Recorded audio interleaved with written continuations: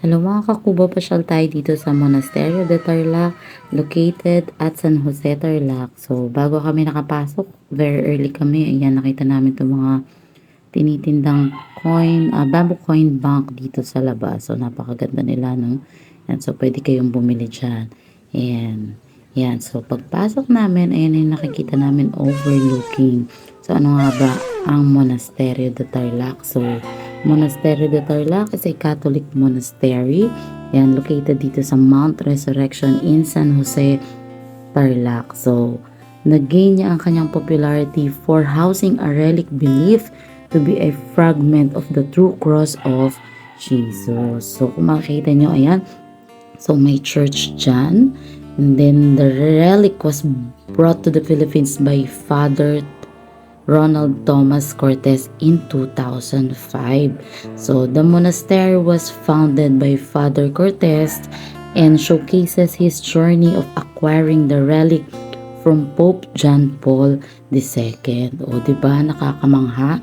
So, ano nga ba ang mga pwede natin gawin dito sa Monasterio de Tarlac? So, first, syempre, you can attend Mass at the chapel. So, explore the museum para malaman natin kung ano ba talaga ang Monasterio de Tarlac.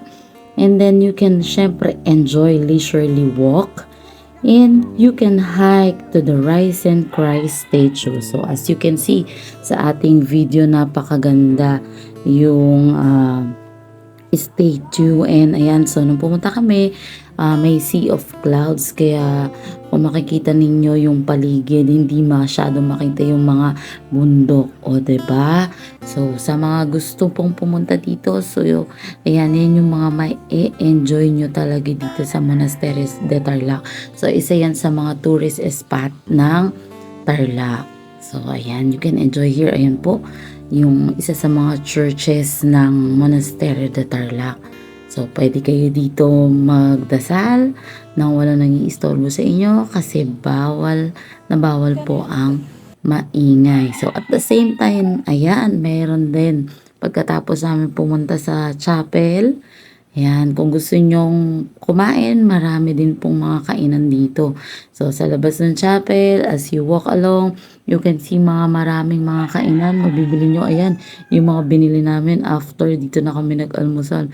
Yun may kwek-kwek, bituka ng manok, na pwede nyong bilhin na nakaprepare na. Syempre, malutong yan at masarap. Pagkatapos nyong pumili, pwede nyong paprito ulit. At syempre, ayan, yung mga drinks na pwede nating bilhin. Baka syempre kayo ay mabulunan. Yan yung binili namin. Tapos may napakasarap silang sausawan. Yung suka nila na manamis-namis, na maasim-asim, na may kasamang pipino.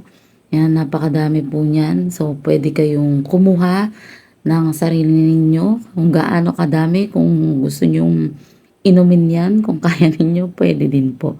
O, diba? So, pagkatapos nating magdasal, pagkatapos nating maglakad, mag-hike, hindi tayo magugutom kasi may mga kainan dito sa paligid ng Monasterio de Tarlac na pwede nating mabilhan.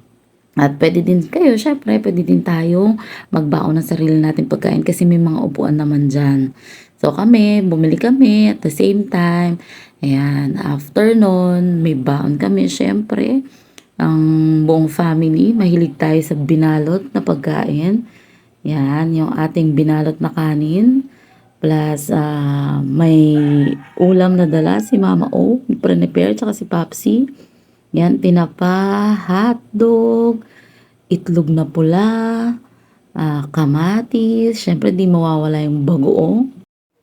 Kain na tayo, everyone. Bye!